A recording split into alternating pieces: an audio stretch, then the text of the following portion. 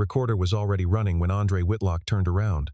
His boss stood in the Alameda County Courthouse like she owned the building, motor oil still wet on his sleeve from the fleet van he'd been underneath an hour before, and the caseworker's voice cut through the security checkpoint noise to tell him that if he walked out now, his daughter's medical custody would transfer to the state by end of day. But what came next destroyed everything Andre thought he understood about protection. The marriage his boss proposed 3 days later wasn't rescue, it was containment, coerced by executives who told her that if she didn't marry Andre and keep him compliant, they'd make sure his daughter's medical records flagged every custody review for the next decade, the maintenance reports bearing his signature, forgeries. Distributed across Nebraska, Oregon, Colorado, states he'd never worked in building a fraud system through him for 5 years before he ever knew it existed. Drop a comment where you're watching from, and subscribe before the people you trust become the architects of your destruction. Because Andre Whitlock is about to discover how many families were destroyed by a conspiracy designed to make witnesses disappear into legal settlements before anyone could testify. The security guard at the Alameda County Courthouse didn't look at Andre Whitlock when he waved him through, but the body camera clipped to the guard's chest, tilted just enough to capture Andre's face as a woman's voice behind him said, flatly, that if he left now, his daughter's medical custody would transfer to the state by end of day. Andre stopped mid-step, one hand still wrapped around the strap of his work backpack, and turned to see his boss standing there like she belonged in the building more than anyone else in the room, her expression unreadable in the way people look when they've already made decisions you haven't been told about yet. He didn't know her name until she stepped forward and the caseworker seated near the back entrance glanced down at her notes and said it aloud for the record, Serafina Vale, Chief Compliance Officer for Pacific North Freight, Santa Clara County Base of Operations. And Andre felt something shift in his chest that had nothing to do with recognition and everything to do with the fact that he'd worked under her chain of command for nearly 4 years maintaining cross-state rigs from Fresno to Medford, Oregon, and she had never once spoken directly to him until this exact moment. 2 hours earlier, Andre had been underneath a disabled fleet van off State Route 92, oil dripping down his sleeve in a rhythm that matched the sound of his phone ringing and ringing until it stopped, and the voicemail that followed wasn't long enough to explain anything except his name. The words "do not miss this," and an address in Oakland he'd never been inside before. By the time he arrived, still smelling like motor oil and 15 minutes past whatever start time had been set without him, the caseworker was already seated at a folding table near the metal detectors, and the digital recorder was already on, the red light steady in a way that suggested it had been recording long enough to capture silence, maybe questions he should have been there to answer. Serafina didn't wait for him to ask why she was there or how she knew where to find him. She just said, quietly, that they weren't doing this here, and started walking toward the exit, like the decision had already been made for both of them. Subscribe before you miss what happens when the only person who shows up to save you is the one you should have been running from. They didn't speak until they crossed the Bay Bridge, and the water beneath them turned from gray to something darker, the kind of color that made Andre think about depth instead of distance. And by the time Serafina pulled into a private diagnostic center in Emeryville, the silence between them had accumulated weight the way fear does when you're too afraid to name what you're actually scared of. Inside, the waiting room smelled like industrial cleaner and something faintly medicinal that Andre couldn't place, and the neurologist who appeared in the doorway wore the kind of expression people practice when they've delivered bad news enough times to know how not to make it worse, though the information itself didn't change no matter how carefully it was said. Lonnie had been flagged after 2 unexplained absences at school, the doctor explained, her tone steady in a way that suggested she'd already reviewed the file before Andre arrived. And the seizures were mild in presentation but not in risk. The kind of condition that required consistency in medication, environment, and supervision, all of which depended on variables the doctor couldn't control but needed Andre to understand mattered as much as anything she could prescribe. Housing stability, she said, wasn't a medical term, but it was a factor she'd learned to include in her assessments because children who moved too frequently or lived in unstable conditions showed measurably worse outcomes even when their treatment protocols remained identical, and she wanted Andre to know that before he made any decisions about what came next.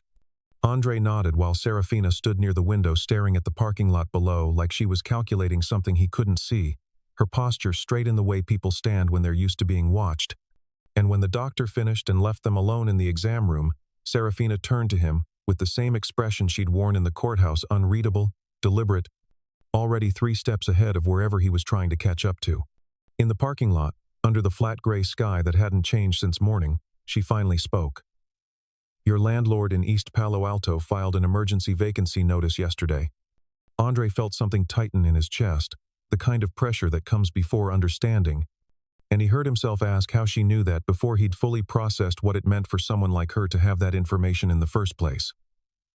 Because my legal department flagged it, Serafina said, her voice quiet, but not soft, the kind of tone that didn't invite questions but answered them anyway.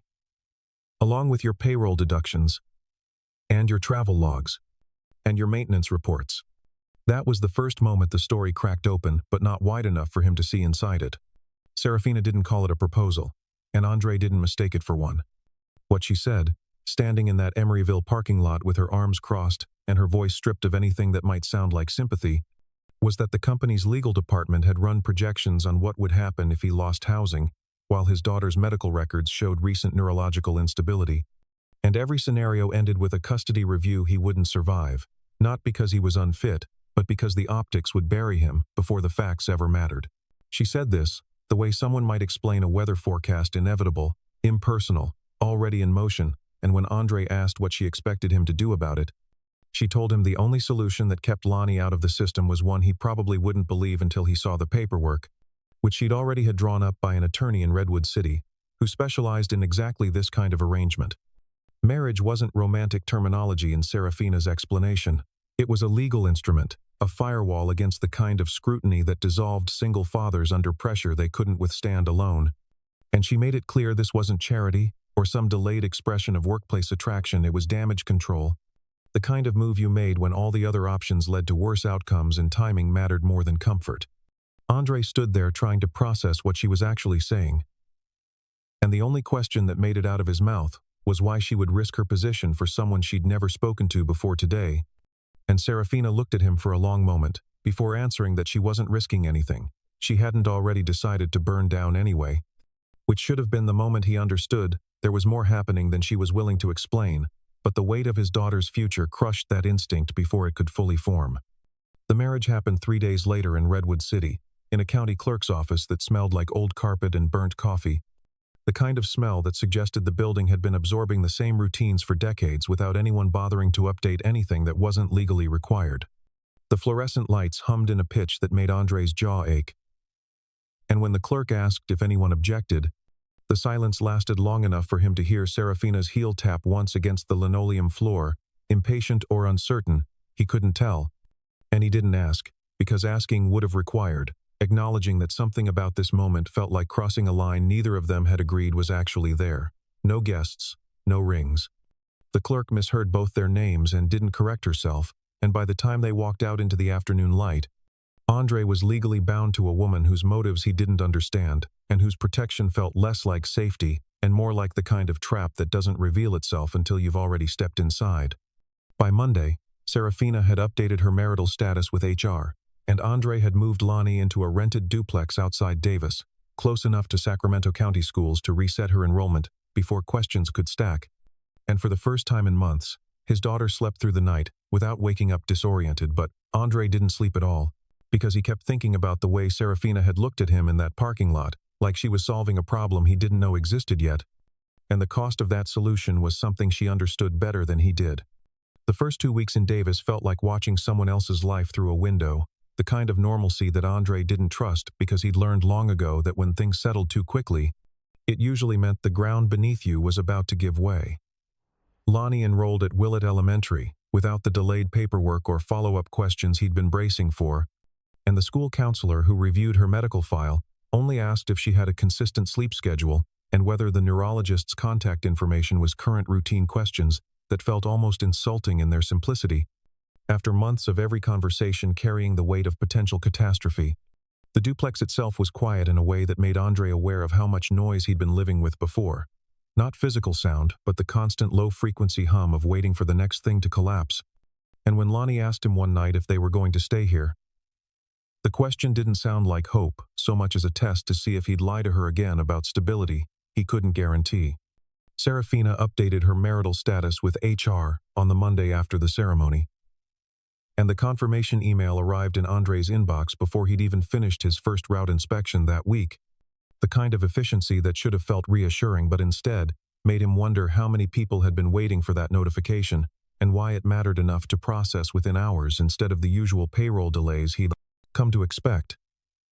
She didn't move into the duplex, which made sense on paper. She spent most of her time traveling between California and Colorado anyway, managing compliance audits that required her physical presence at depots from Fresno to Denver. But the separation also meant Andre had no way to track what she was actually doing, or why she'd check in via text at strange hours asking if Lonnie's medication schedule was holding steady, questions that felt more like surveillance than concern, though he couldn't prove which. The pressure didn't ease, it reorganized. And 2 weeks later, when Andre opened his mailbox outside the Davis duplex, the envelope waiting inside had no return address and a postmark from Nebraska, a state he'd never worked in. A Region Pacific North freight didn't even service according to the route maps he'd memorized over 4 years of cross-state maintenance runs. Inside was a photocopy of a maintenance report bearing his signature, dated 6 months prior, approving a brake inspection on a rig with a vehicle identification number he didn't recognize, and a depot location listed as Omaha that he'd never set foot in. The signature was his or close enough that anyone reviewing it without suspicion would accept it as legitimate, but the document itself was a record of work he'd never performed, and the realization that someone had either forged his name or copied it from legitimate reports to fabricate false compliance approvals made his hands go cold in a way that had nothing to do with the November air. He stood there in the fading daylight, holding evidence of a crime he didn't commit, and understood with perfect clarity that the marriage hadn't stopped anything, it had just changed the shape of the trap he was standing in.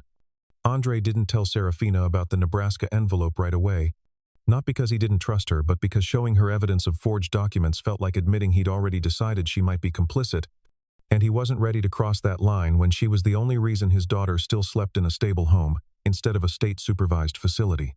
He kept the photocopy folded in his work jacket and tried to continue his routes like nothing had shifted. But the weight of it sat differently than tools or paperwork. It felt like carrying proof of a crime that hadn't been committed against him so much as through him, and the distinction mattered in ways he couldn't articulate yet. 2 days after the envelope arrived, an internal auditor from the company's San Joaquin County office called him during a fuel stop outside Stockton and asked, with the kind of casual precision that suggested the question had been rehearsed, why his inspection sign-offs for the past 18 months aligned so neatly with freight reroutes that bypassed standard compliance checkpoints in a pattern the auditor described as statistically improbable unless someone had been coordinating the timing deliberately. Andre told the auditor he didn't coordinate anything, that he signed off on the vehicles assigned to him and didn't have access to routing schedules beyond what dispatch provided the morning of each run, which was true but sounded defensive even to his own ears.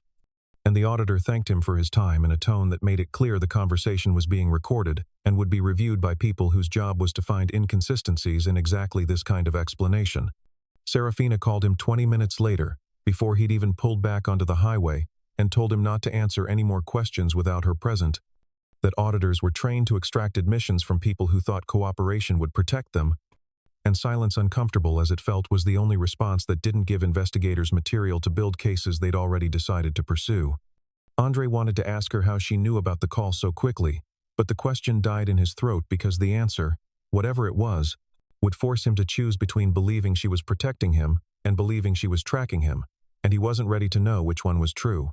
The sheriff's deputy who showed up outside the duplex in Solano County 3 days later didn't ask questions so much as make observations, noting that a company vehicle had been parked overnight in the driveway on 2 separate occasions within the past week, which violated the residency terms of Andre's rental agreement, according to the landlord who'd filed a noise complaint that turned out to be unrelated, but had triggered a property inspection anyway.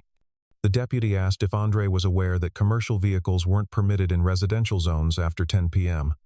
without a variance permit, and whether he understood that repeated violations could result in lease termination, and Andre nodded while his mind raced through the implications of his landlord suddenly caring about parking regulations after months of ignoring broken porch lights and a water heater that only worked intermittently. When he called Serafina that night, she told him it was normal, that investigations took time and pressure always escalated before it resolved, and that the most important thing he could do was stay silent and let the process run its course without giving anyone additional material to work with. Andre hung up and realized he'd stopped asking her questions altogether. He was just listening now, watching the way her advice always led him toward isolation instead of clarity, And for the first time since the courthouse, he started watching her the way you watch someone whose story doesn't match the evidence you're holding in your hands. Subscribe before you miss what happens when the people protecting you are the ones you should fear. Andre was driving back from a depot outside Reading when his company fuel card declined at a Chevron station near the Tehama County line, not once but 3 times in a row. Each rejection accompanied by the kind of electronic beep that makes gas station attendants look at you like you've already been flagged for something worse than an expired credit limit. He tried calling the accounting department from the pump, then from his truck, then from the rest stop bathroom where the cell signal was strongest. But every number he had went straight to voicemail or rang until it disconnected, and the silence on the other end felt less like technical failure and more like deliberate avoidance, the kind of non-response that happens when people have been instructed not to engage. He bought gas with his personal card money he didn't have margin for and drove home to Davis with the kind of focus that comes from trying not to think about what happens when the systems you depend on stop working without explanation. The duplex was dark when he arrived except for the glow of Serafina's laptop on the living room couch. The screen still lit in a way that suggested she'd fallen asleep mid-work without closing it. And Andre moved through the room intending to shut it down before the battery died when he saw his own name in the subject line of an email thread still open on the screen. He stopped. Read it standing up. The message was from the company's legal department to Serafina, dated 2 days prior, discussing what they called a containment strategy, A. Whitlock, and the language was clinical in the way legal teams write when they're documenting decisions that need plausible deniability. Later phrases like mitigate exposure and controlled narrative and timeline for exit protocols that made it clear Andre wasn't being protected so much as managed. And the end point of that management wasn't his stability, but his removal from whatever equation the company was trying to balance. He closed the laptop without waking her. Didn't ask questions. Didn't confront the evidence or demand explanations that would only force her to choose between lying and confirming what he'd just read. Instead, he went to his truck and started photographing every document he'd kept from the past 6 months, the Nebraska envelope, the maintenance logs, the rental agreements, the timeline of every call and visit and question that had come at him since the courthouse, building his own record of what was happening because the only thing worse than knowing you're being used is having no proof when the accusation finally comes. His phone lit up an hour later with a single text from an unknown number. They're preparing to suspend you. Don't sign anything. Andre sat in the driver's seat staring at the message, and the only question that mattered anymore wasn't whether Serafina was protecting him, it was whether she'd ever intended to, or if the protection had always been temporary, a delay tactic designed to keep him compliant until the company was ready to let him fall. The hospital hallway in Yolo County still smelled like antiseptic and floor wax when the neurologist came out to tell them Lonnie's EEG had come back clear enough for discharge. The kind of news that should have felt like victory but instead landed with the muted relief of a problem delayed rather than solved. And Andre stood there holding the discharge papers that had gone damp in his hand from where his palms had been sweating for the past 3 hours, while they waited for results that could have gone either way. Serafina had been silent through most of the appointment, standing near the window in that same posture she always adopted when she was calculating something Andre couldn't see. And when the doctor left them alone in the hallway, with instructions about medication adjustments and follow-up appointments in 6 weeks, Andre found himself staring at the floor, because looking at Serafina meant acknowledging that she'd driven 2 hours from Santa Clara County to be present for a medical appointment she had no legal obligation to attend, and he didn't know how to reconcile that gesture with the email he'd read on her laptop 3 nights prior. She reached for his hand without warning, her fingers cold in a way that suggested she'd been standing near the air conditioning vent too long, and the contact made him look up just in time to see her freeze like she'd crossed a line she hadn't meant to acknowledge was there. Andre kissed her because not doing it suddenly felt like another kind of lie. One more thing. He was pretending not to feel in order to keep functioning through a situation that had already stripped him of every other honest response he might have had. When he kissed her, he tasted the mint gum she'd been chewing for the last 3 hours, the kind she only chewed when she was nervous. And the realization that she was nervous, that she wasn't entirely in control of whatever was happening between them, made something shift in his chest that had nothing to do with trust and everything to do with the recognition that they were both trapped in a situation neither of them had chosen but couldn't escape without consequences they weren't ready to face. They didn't speak about it afterward.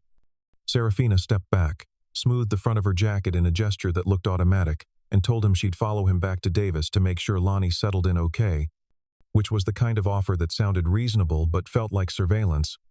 And Andre didn't argue because arguing would have required admitting he'd been looking for reasons to distrust her when what he actually wanted was permission to stop. 3 days later, Serafina's flight itinerary appeared in Andre's email, Denver, then Cheyenne with a single line in the subject field, "You need to see this in person." The hotel room outside Cheyenne smelled like industrial carpet cleaner and stale air conditioning, the kind of place where corporate travelers stayed when they needed to be close to regional headquarters without actually being visible inside them. And Serafina had already spread documents across both beds by the time Andre arrived, routing schedules printed on paper thin enough to see through, internal memos with redacted signature blocks, compliance waivers dated years before Andre had ever applied to work for Pacific North Freight. She didn't ask if he wanted to see them. She just started talking, her voice stripped of the careful control she usually maintained. And what she said in the next 10 minutes dismantled every assumption Andre had built about why any of this was happening to him in the first place. The maintenance failures weren't mistakes.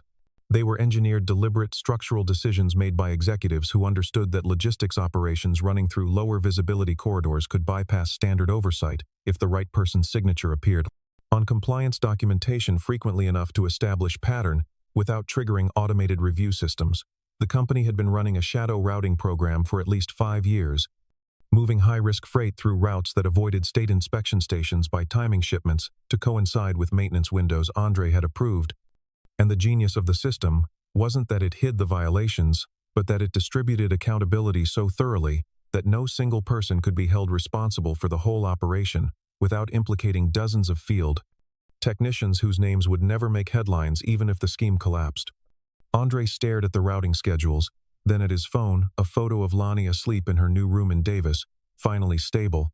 The kind of stability he'd fought for through months of uncertainty he still didn't fully understand. If he testified, the company's legal team would tear apart everything Serafina had built to protect her, would turn the marriage into evidence of coordination rather than protection.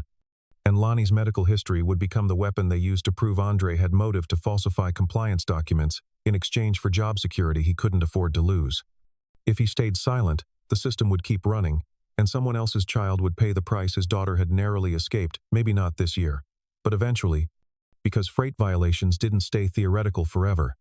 They became brake failures on mountain passes and cargo spills, in residential zones and accident reports that mentioned fatalities in language designed to minimize corporate liability. "Andre," Serafina said carefully, and the way she said his name made him look up from the documents because he'd never heard her sound uncertain before. "You weren't collateral." He understood before she finished. His roots, his reliability scores. His signature appearing more often than anyone else's on documents he'd never touched, copied and distributed across maintenance reports filed in states he'd never worked in. "They built it around me," he said. "They built it through you," she corrected, her voice quiet in a way that suggested she'd been carrying this knowledge longer than she'd been willing to admit. "And when I tried to shut it down, they told me if I didn't marry you and keep you compliant, they'd make sure Lonnie's medical history flagged every custody review for the next decade." The hotel room went silent, except for the sound of the air conditioning cycling on, and Andre sat there holding evidence of a conspiracy that had been designed to destroy him from the beginning, understanding with perfect clarity that Serafina hadn't saved him, she'd just bought him time to see the trap before it closed, and the only question left was whether that time had been enough to matter. Subscribe while there's still someone willing to tell the full story. The board meeting in Santa Clara County was quiet, in the way expensive rooms often are, where conflict gets resolved through data presentations and legal terminology instead of raised voices. And Andre sat at a conference table that probably cost more than his truck, while attorneys on both sides distributed binders thick enough to function as documentation of failure even before anyone spoke a word. He'd driven down from Davis that morning with Lonnie still asleep in the back seat, dropping her at Serafina's sister's house in Palo Alto, before continuing to the corporate headquarters alone. And the whole drive he'd been thinking about what the neurologist had said months ago about stability mattering as much as medication, about how the outcome of this meeting would determine whether his daughter's next 6 months looked like continuity or catastrophe. And that awareness sat in his chest like a weight he couldn't set down, even when he wanted to. The company's general counsel opened with a settlement offer: full reinstatement, back pay for the suspension period that had technically never been formalized, a severance package structured as retirement with benefits if Andre agreed to sign a non-disclosure agreement that would prevent him from discussing the routing irregularities with any external investigators or media outlets. It was a clean exit, the kind of deal that made everyone's liability disappear into confidential settlement language. And 6 months ago, Andre would have taken it because taking it meant Lonnie stayed stable, and he stayed employed, and the questions he couldn't answer stopped following him across state lines. But he'd spent the past 3 weeks reading through every document Serafina had given him in Cheyenne, understanding with increasing clarity that the system hadn't broken around him, it had been built through him deliberately, and the maintenance reports bearing his forged signature were being used to insulate executives who'd never once set foot inside a repair bay, or touched a brake line, or cared whether the freight they were moving through unmonitored corridors was actually safe to transport. Andre spoke because not speaking would finish what they'd started, would turn him into the kind of complicit silence that lets systems run unchecked until someone dies in an accident that could have been prevented if anyone with evidence had been willing to risk their stability to provide it. He didn't perform outrage or moral superiority. He just laid out the timeline, the Nebraska envelope, the forged signatures, the auditor questions, the email on Serafina's laptop discussing containment strategies, and when the general counsel tried to redirect the conversation toward Andre's own documentation failures, Serafina interrupted with the kind of precision that comes from having already decided which professional bridges she was willing to burn.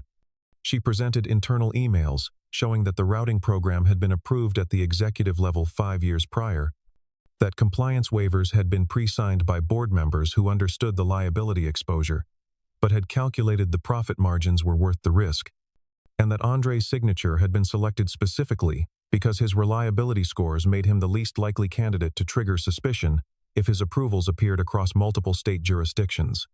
She didn't frame it as heroism. She framed it as documentation, the kind of evidence that would survive internal review even if the people presenting it didn't, and by the time she finished, 2 board members had already left the room to make calls to their personal attorneys. The fallout wasn't cinematic. Contracts dissolved over the following week through quiet amendments to corporate structure. Executives resigned with severance packages that insulated them from prosecution but removed them from operational control. Investigations spread east into Colorado and Nebraska jurisdictions that had been copied on compliance reports Andre had never filed. His suspension was lifted, then replaced with something else, an offer to testify formally in federal depositions that would stretch across multiple states and require him to explain, repeatedly, how a system designed to protect freight integrity had been corrupted by the same people responsible for maintaining it. The board meeting ended with handshakes and quiet acknowledgments that felt more like damage control than resolution.